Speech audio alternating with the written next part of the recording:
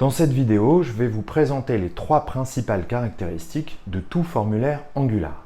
Il est exécuté côté client, il utilise des champs HTML standards et ces champs sont combinés avec des syntaxes Angular. Je vous montrerai aussi quelques bonnes pratiques pour tirer le meilleur parti de vos formulaires Angular. L'objectif de cette vidéo est de vous donner une compréhension au niveau des formulaires Angular sans entrer dans le détail du code.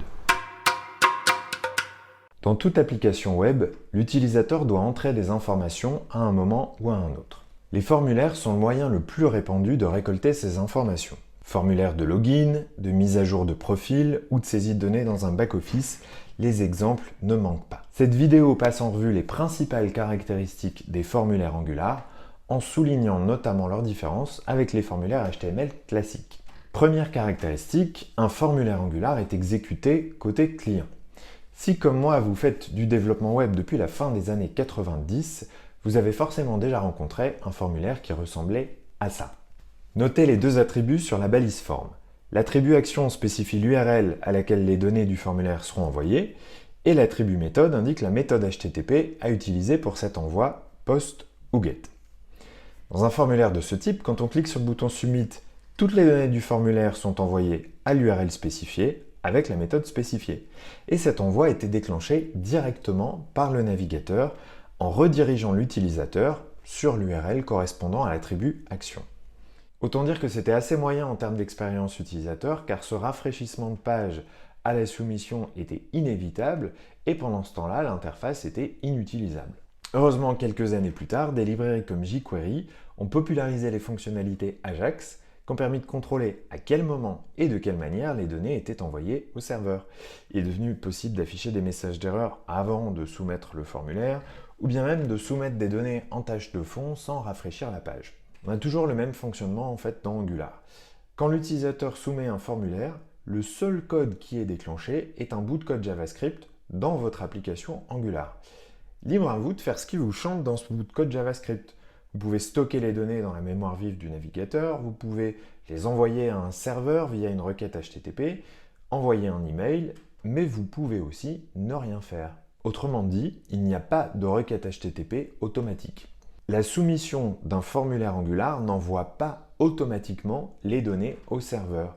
C'est à vous, développeurs, de coder les fonctionnalités que vous voulez exécuter au moment de la soumission d'un formulaire. Deuxième caractéristique, un formulaire Angular utilise les mêmes champs qu'en HTML standard. Angular ne propose pas de générateur de formulaires ou de librairie de champs de formulaires avancés comme un champ à autocomplétion ou un calendrier. C'est à vous de créer manuellement le HTML de vos formulaires et pour ça, vous disposez exactement des mêmes champs qu'en HTML standard, c'est-à-dire les balises input, select, text area.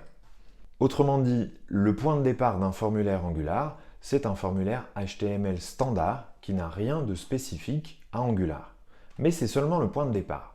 La deuxième étape, c'est de rajouter aux endroits appropriés des syntaxes Angular pour transformer le formulaire HTML classique en formulaire Angular. Ces syntaxes Angular vont permettre au framework de traquer les valeurs et la validité des champs à l'intérieur du formulaire. Pour ceux d'entre vous qui seraient un peu déçus par le côté bas niveau des formulaires Angular, sachez qu'il existe des solutions pour améliorer votre travail avec les formulaires Angular. Première solution, vous pouvez tout à fait créer un générateur de formulaires. Ça serait utile si votre application fait un usage massif des formulaires. Alors c'est vrai, ça va prendre un petit peu de temps au début de créer ce générateur, mais c'est du temps que vous récupérez ensuite à chaque fois que vous aurez besoin de créer un nouveau formulaire, de le faire évoluer ou de faire des tâches de maintenance générale sur vos formulaires. Deuxième astuce, il existe des librairies de composants réutilisables comme NGBootstrap et ces librairies contiennent des champs avancés de formulaires comme un champ à autocomplétion ou un champ calendrier qu'on appelle souvent date picker. Donc une solution si vous voulez avoir des champs plus avancés que les champs HTML standards, c'est d'intégrer une de ces librairies dans votre projet et vous n'aurez pas besoin de réinventer la roue. Tout ça pour dire que même si l'API de formulaire d'Angular peut paraître un peu rudimentaire de prime abord, elle est suffisamment puissante et évolutive pour couvrir tous vos besoins fonctionnels. Troisième grande caractéristique des formulaires Angular, les syntaxes Angular qui vont permettre de transformer un formulaire HTML classique en formulaire Angular. On a vu plus tôt qu'un formulaire Angular commence comme un formulaire HTML classique dans lequel on va introduire des syntaxes Angular. Angular propose justement deux syntaxes pour angulariser les formulaires. La syntaxe des formulaires réactifs, Reactive Forms en anglais, et la syntaxe des formulaires pilotés par le template, Template Driven Forms en anglais. Le fonctionnement interne est le même quelle que soit la syntaxe choisie.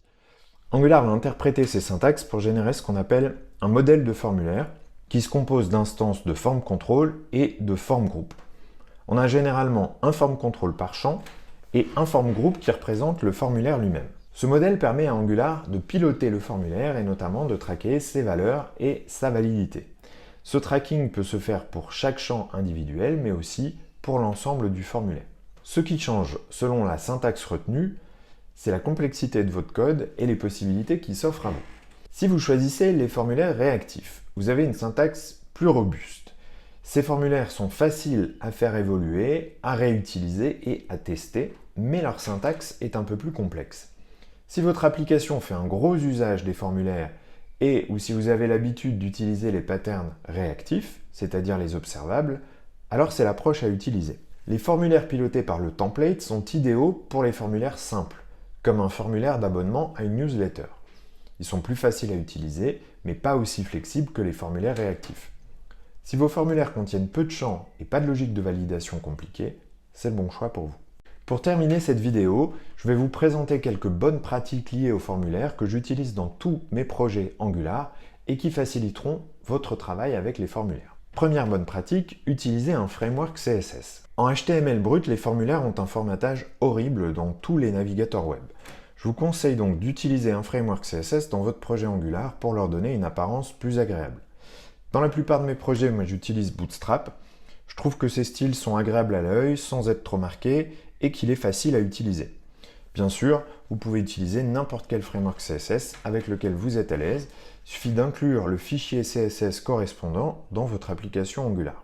Deuxième bonne pratique, utilisez les attributs noValidate et ngNoForm. L'attribut noValidate est un attribut HTML standard qui permet de désactiver la validation automatique du formulaire par le navigateur. Ça permet à Angular d'avoir à 100% le contrôle sur la validation sans interférence du navigateur. C'est une bonne idée d'ajouter cet attribut à tous vos formulaires Angular. L'attribut ngNoForm, quant à lui, est une directive spécifique à Angular. Elle permet d'indiquer au framework les formulaires qu'il doit ignorer. Alors c'est utile pour les formulaires non Angular, par exemple un formulaire d'abonnement à une newsletter qui a été généré par votre logiciel de newsletter, mais vous pouvez aussi utiliser cet attribut pour éviter les plantages sur un formulaire Angular en cours de développement.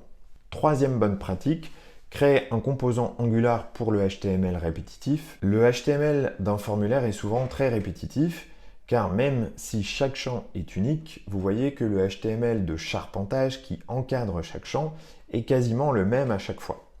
Pour éviter de vous répéter, une bonne technique est d'encapsuler tout le HTML de formatage commun à chaque champ dans un composant Angular custom